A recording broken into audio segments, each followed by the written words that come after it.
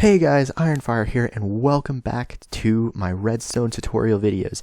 Today we're going to be covering many different types of contraptions that will likely go within any of your larger Redstone builds.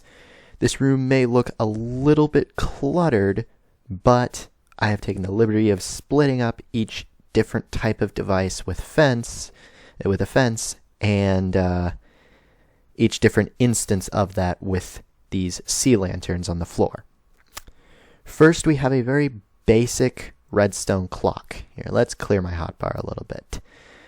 So, this one is a very simple design using repeaters. Now, if you remember repeaters, they're the ones that delay a signal if you push it back like that.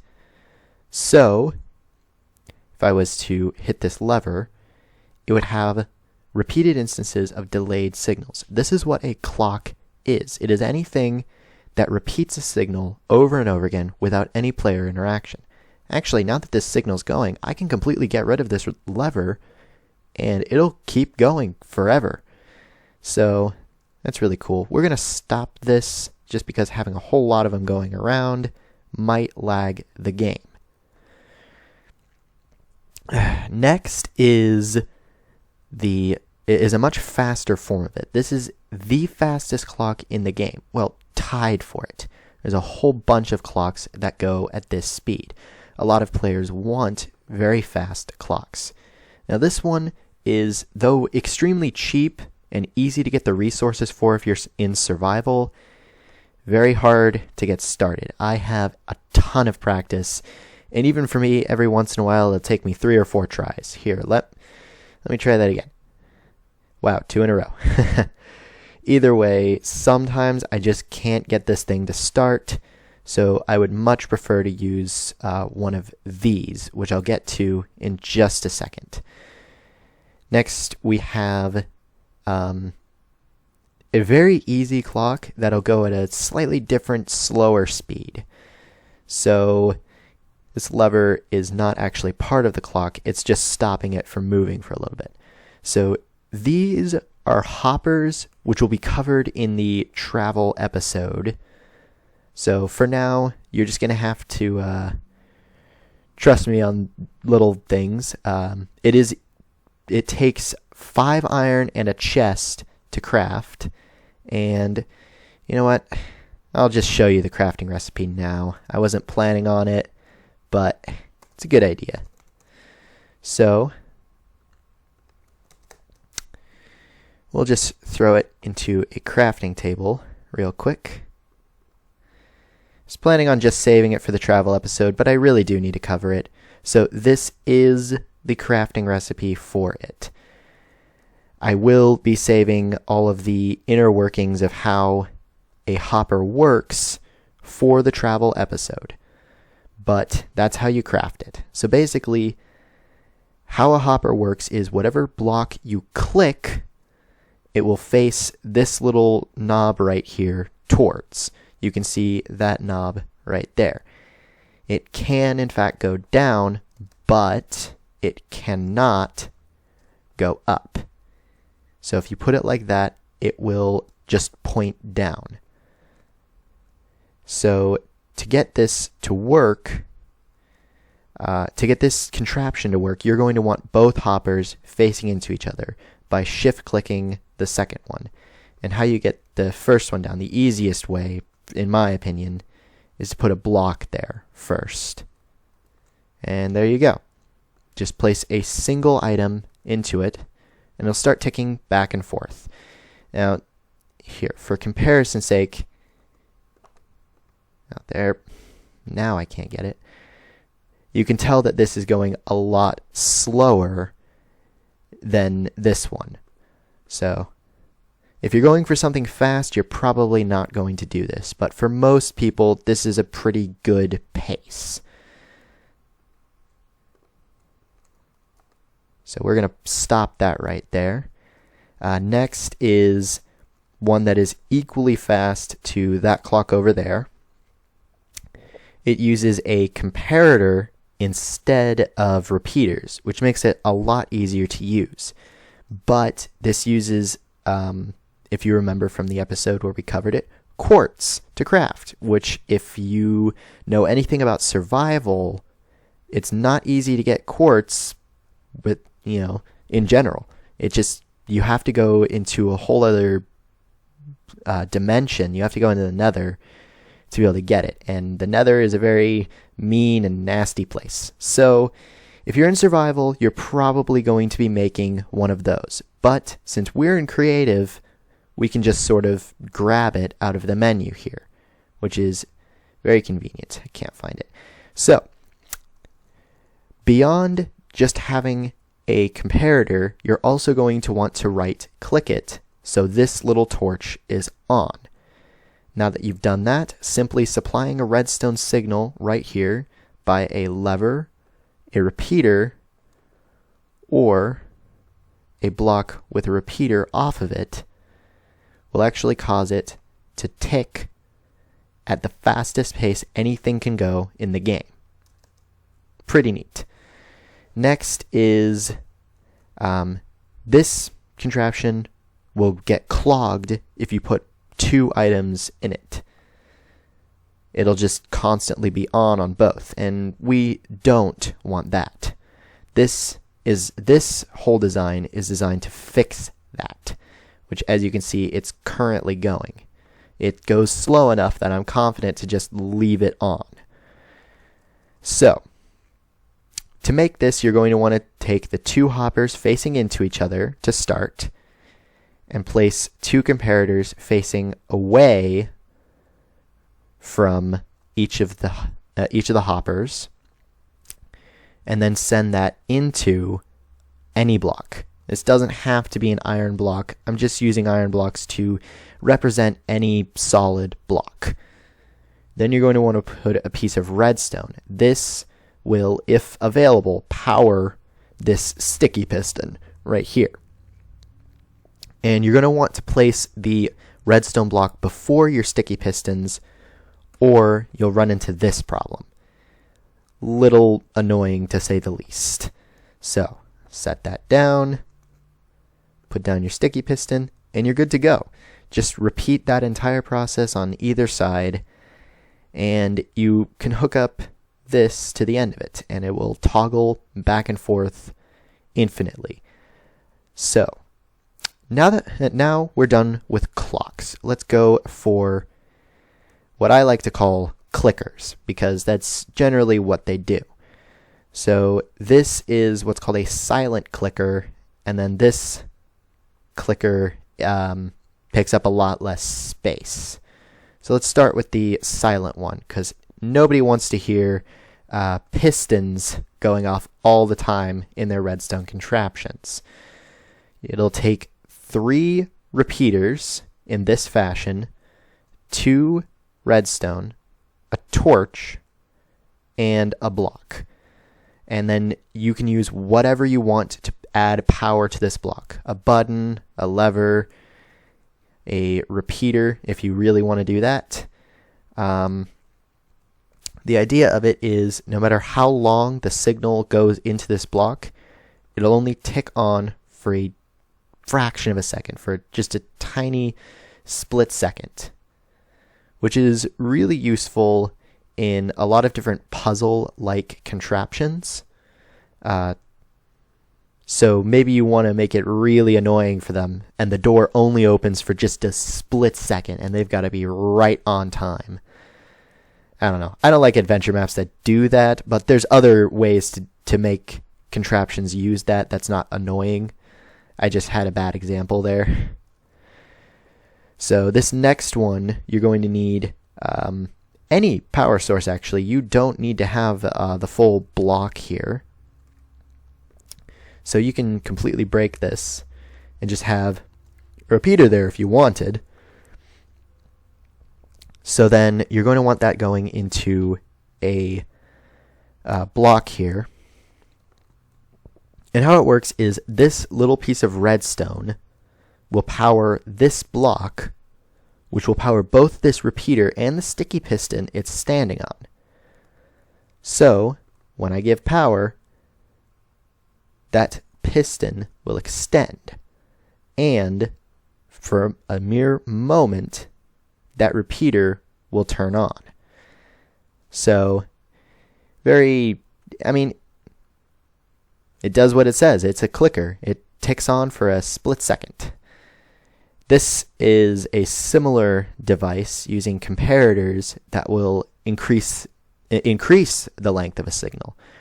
So, say you have someone who's using a lever, and you want it to, when they let go of that lever, you want to have the door stay open.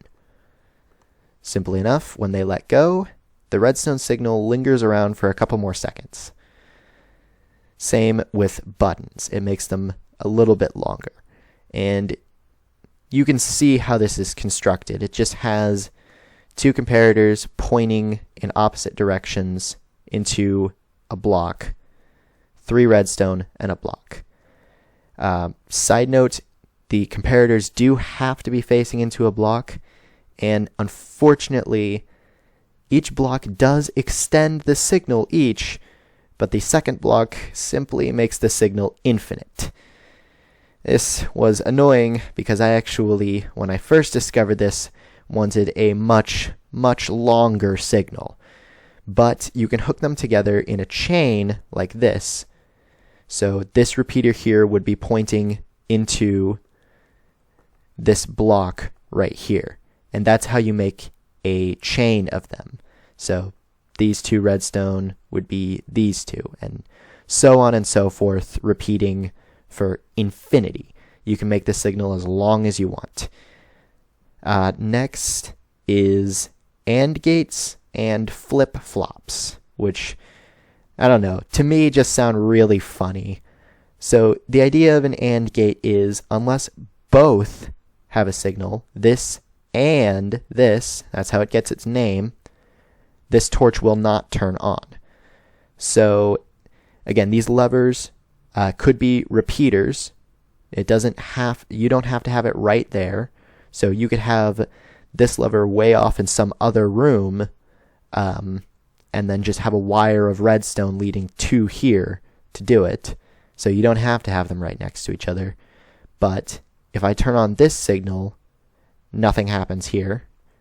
And if I turn on this signal, nothing happens here. But if I turn on both, this torch will turn on. And if you want multiple of them hooked up together, you can do this. Now, you don't have to have a repeater this short through. I'm just using it as an example. So say that these 5 were actually 15 rows of it. So that's 30 of these torches. I doubt you're going to need that many, but for example's sake, let's say you need more than 30 signals. You just simply put a repeater like this and just keep going as par normal. And if any one of these is turned on, that torch will turn off. Even just one of them, which kind of makes it a little bit annoying at best, having this many signals hooked up to it. But I have seen people actually use this many signals. So who knows? You could be one of those guys. And then here we have the flip-flop, which you can see the whole contraption here. You just have these blocks with comparators testing for if there's an item inside. And then if I press this button, it transfers over. These may look like dispensers, but they're actually droppers. Do not mix them up because the contraption, I haven't tested it with dispensers, but I think, if I remember correctly, dispensers will just spit the item out in this case, which is not optimal, to say the least. You don't want your items sitting on the floor rather than going back and forth. Yeah, see? So you're going to want to make sure to use a dropper instead. Place one here and one here, which I don't know why in a resource setting you would end up accidentally using dispensers, because they actually cost more to craft since they take since they're the same crafting recipe but with a bow added on top. But if you accidentally make dispensers, you're out of luck designing this. But if I press this button, the item in this dropper is spit out into this dropper. And because this dropper is empty, I can keep hitting this button without anything happening. But if I were to go to this button, it would flip-flop to the other side. That's how it got its name. It's just weird. You know, people are goofy. And then this is the design sideways, which I much prefer. I think it looks a lot neater. It's about the same size, actually. But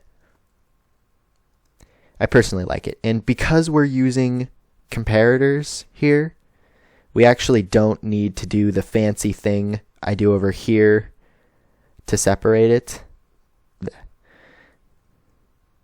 We don't have to do this where it ticks back and forth like that.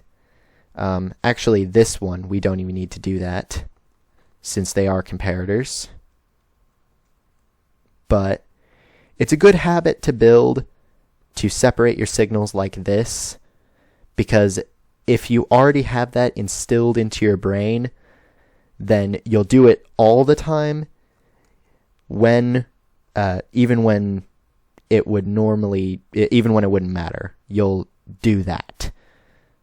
So just keep in mind that separating your signals like this is optimal. Finally, we have how to get your signals to go upwards.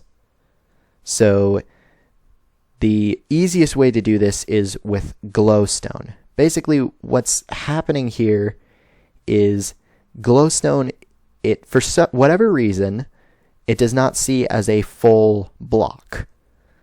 So a redstone trying to staircase upward like this, where you see it on the side of the block, does not recognize this as blocking it. But redstone can also be placed on top of it.